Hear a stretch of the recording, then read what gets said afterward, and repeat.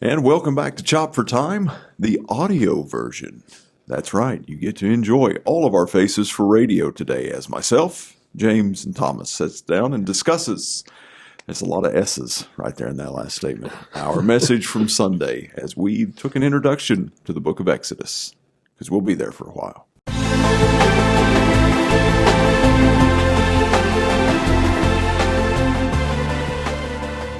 Very good. Well, I'm going to move this a little closer. Okay. Make sure everyone can hear you. Yeah. We're a bit late this week. There's been a lot going on, whether it's deaths in families, deaths in the church, sickness. It's been a few days. Been eventful. But we're back around the table. Normally all of our camera stuff is set up for Mondays, but then we do our other videos throughout the week. So it's just at this point of the week, it's easier to just here we are. Yeah, just do the audio. So, but how are you guys feeling? James, how are you feeling? You haven't been very well these last few days, but I feel so much better. Good. I actually feel alive. Good. Yeah. So that's an improvement, I'm guessing. Yeah, it's better. Okay. I'm not feeling like I got hit by a truck. Yeah. And Ben, what's been going on with you these last? We've got some exciting news for today. I'm not going to talk about the past few days. I'm living in the now. Right. Not living in the past. My new recliner comes in today. It arrives at my house sometime today. I'm pretty excited about that. It's been so long that I actually forgot that you were even getting a new one. What's wrong with the old one? Or is it just old? Nothing. It's not mine. Oh. Old man confession here. This will be a multiple on my recliners. So this is going to be a secondary assignment for a recliner. And it takes way too long, but there's one area of our house that we choose to heat of the wintertime on a regular basis. The rest of the house we pretty much just leave cold. And this is going to go in there. And my mom had a recliner that they weren't using and said, hey, until your new one comes in, here you can have that one. So now I get my new one.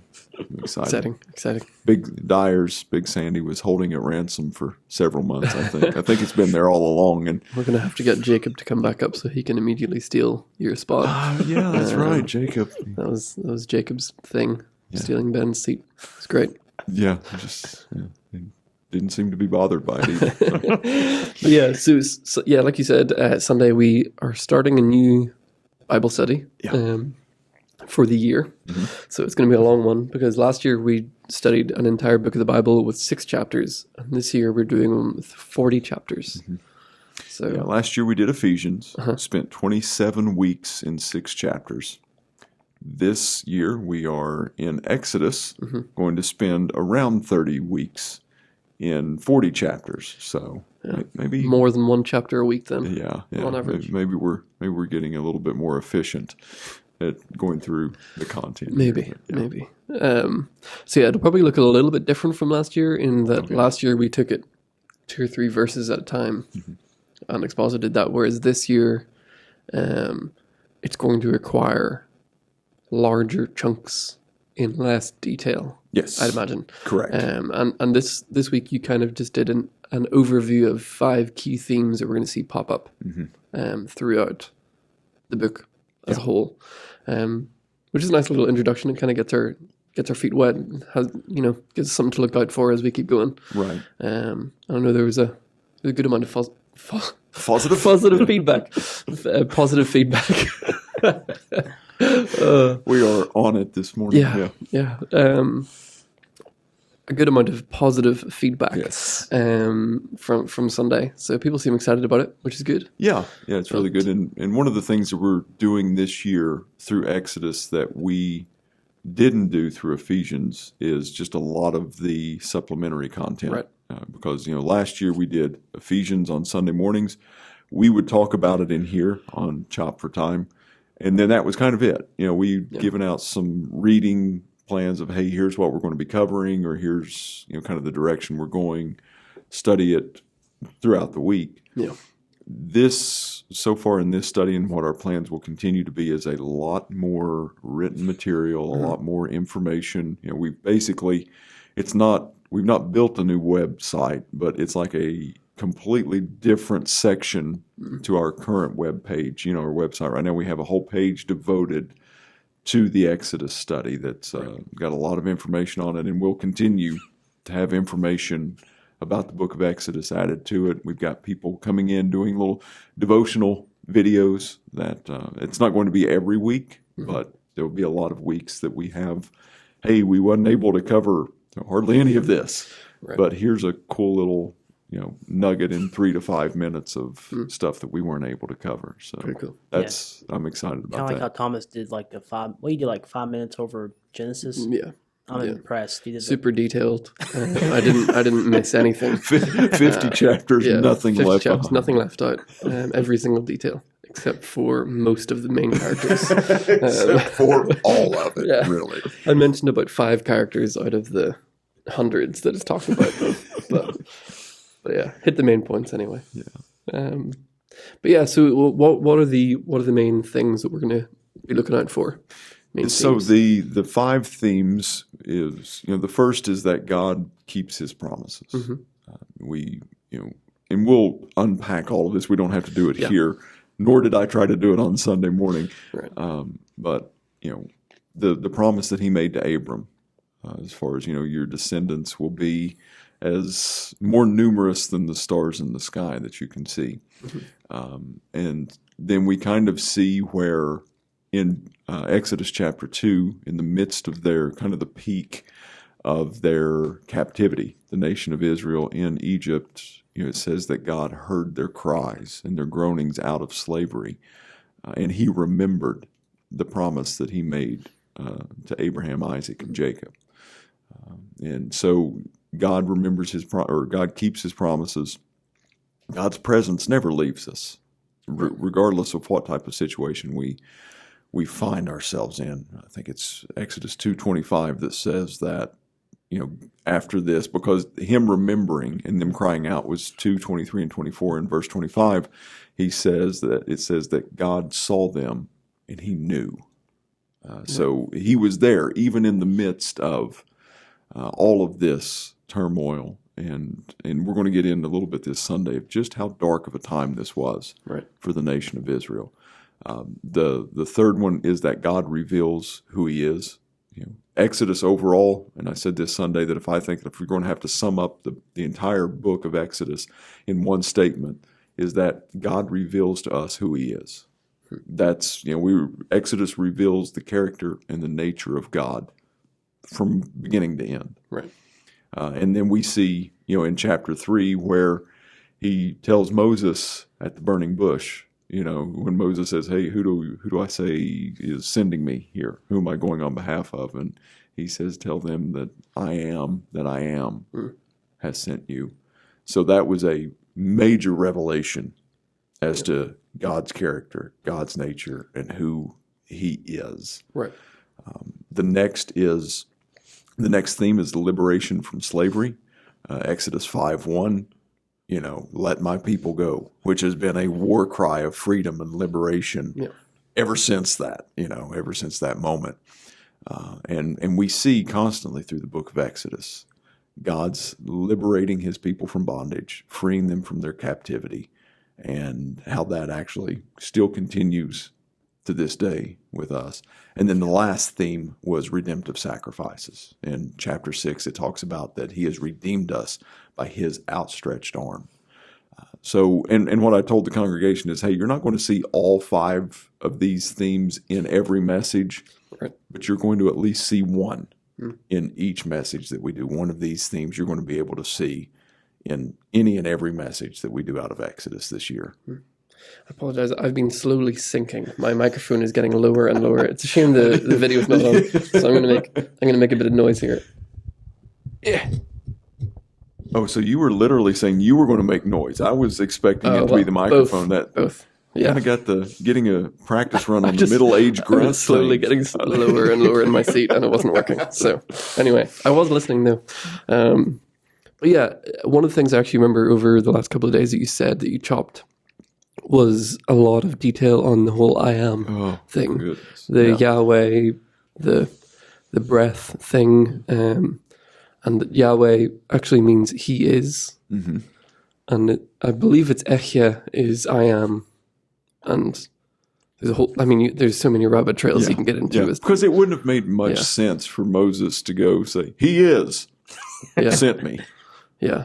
Right. So, and just so much, and I'll put a link to a Bible project, both short that they did, and I'll try to find the podcast that they did on explaining just the depths of this I am statement. And that was it was crazy. Yeah. Yeah, it's so crazy. And I so wanted to Elohim series, wasn't it? Yeah. And then you got the Adonai. And it's, I mean, the I am, I mean, that's pretty much of all, I mean, because it's not a title, it's his name. Yeah. So, like, that's, I mean, I'm reading Isaiah right now, and, like, God says it over and over and over again. He was like, no, I'm the first and the last, I am he.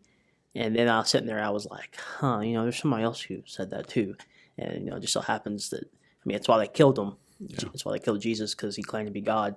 But he makes a few of those in John, those I am statements. 7. Yeah. It's awesome.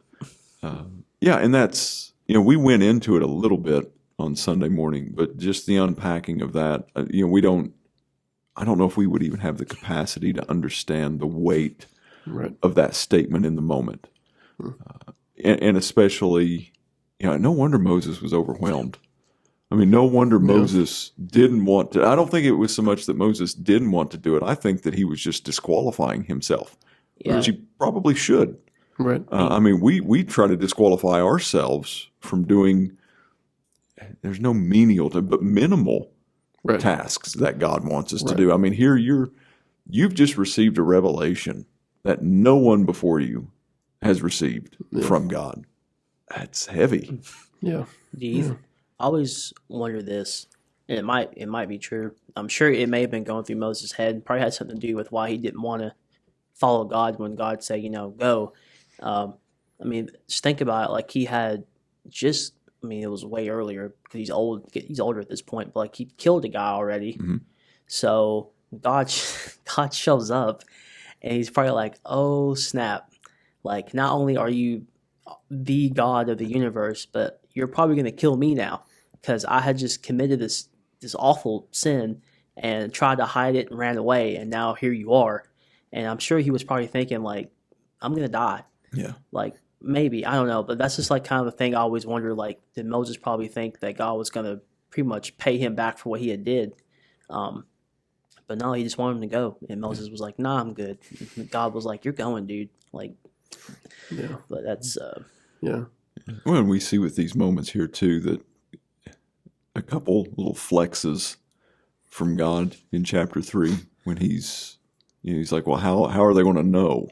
Moses is like, I want to see evidence. How are they going to know? Mm-hmm. I get that I am sent me. That's great, but how are they going to know? Mm-hmm. And then he did the staff thing where he threw his staff down, turned into a snake, picked it back up, turned back into a staff. Put his hand in his cloak. It was fine. Pulled it out. It was leprous. Freaked out a little bit. They left that part out of the Prince of Egypt movie. They did. The leprosy thing. Yeah, they did. I just wrote. Yeah, they did the staff thing. Mm-hmm. So, but they didn't do the leprosy one. I guess they thought the leper thing would freak people out. Yeah, because a snake would never do that for anybody. But yeah, so, and then, we see these flexes only amplify this I am statement of I am. There's no one above me. There's no one even close. And then once we get into the 10 plagues, which will probably take a couple messages to get through those, we really see God's I am nature in that place. Do you think that Israel, because I know like in when it says like they cried out, it's, I don't know, I may be wrong, but like it doesn't say they cried out to the Lord. It just said they cried out. So like, do you think that they had probably forgotten God? Like they had thought like, God, okay, he's abandoned us. We've been in slavery for like 400 and some years, and he's gone. We're going to be stuck here. We're all probably going to die. Well, I think that it would be safe to say that they may have not forgotten God, but I'm sure that they felt like he had forgotten them. whether they forgot the promises or not, I don't think that they would forget the promises because that was such a pivotal moment. Right. Right. That's what they clung to. Yeah, like part of their identity of who they were. Yeah. Right. But I'm sure, just like we are guilty of now in our lives, that there feels like there's times that God's abandoned us, that He's forgotten about us. So yeah, they may have, but I think one of the more definitive statements that we could really land on is that I'm sure that they felt like God had forgotten them. Yeah. So what other areas from an overview of the entire themes of Exodus especially the first 15 chapters. We're going to go back and look like this Sunday. We're going to start talking about some of the events leading up to the Exodus, to the actual exit out of Egypt, and just I didn't go very deeply into anything. It was just a weird. I don't think it was a weird Sunday. I don't think it was a weird message. It was kind of weird for me for my approach because I'm used to taking a passage of Scripture and expositing it. And we really didn't do that.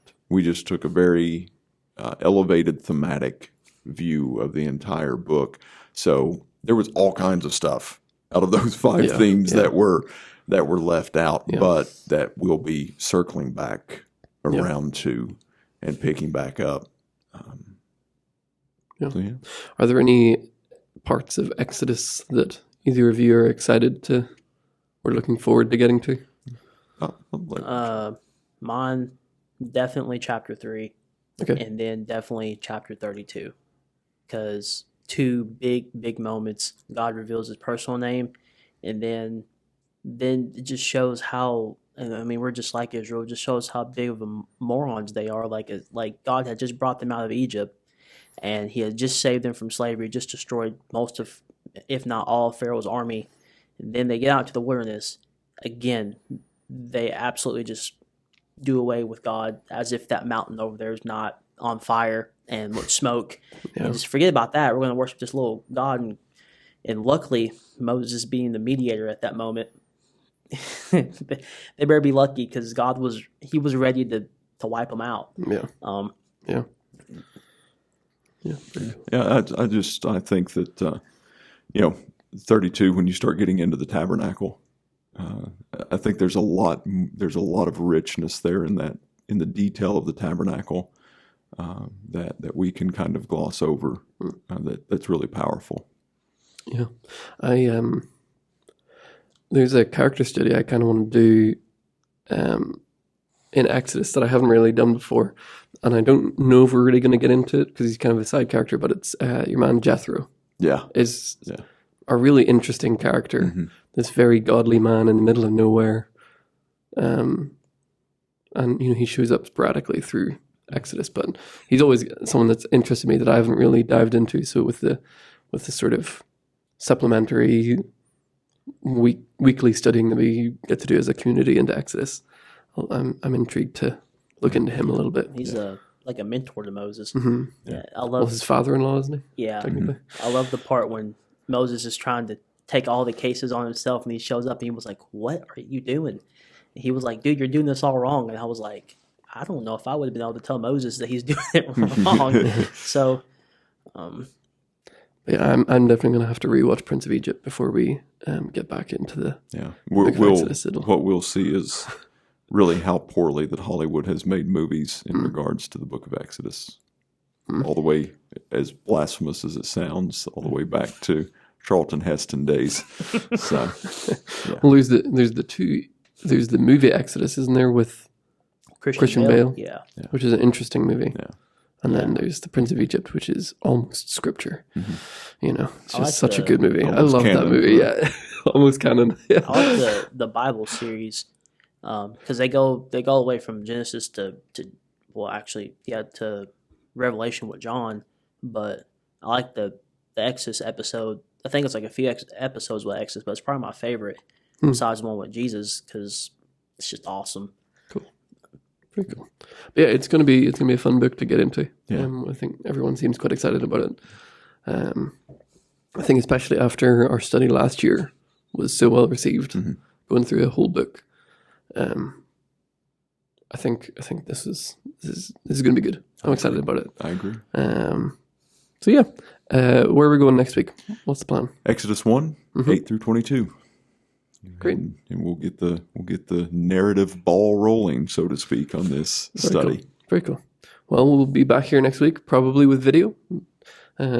That's the goal. Unless this ends up doing a lot better, and then that's maybe a bit of a sign. We'll keep an eye. If we get into double-digit views on this, then this is how we go from here on out. Yeah. Very cool. Well, we'll be back here again next week, and we'll talk to you soon. Bye.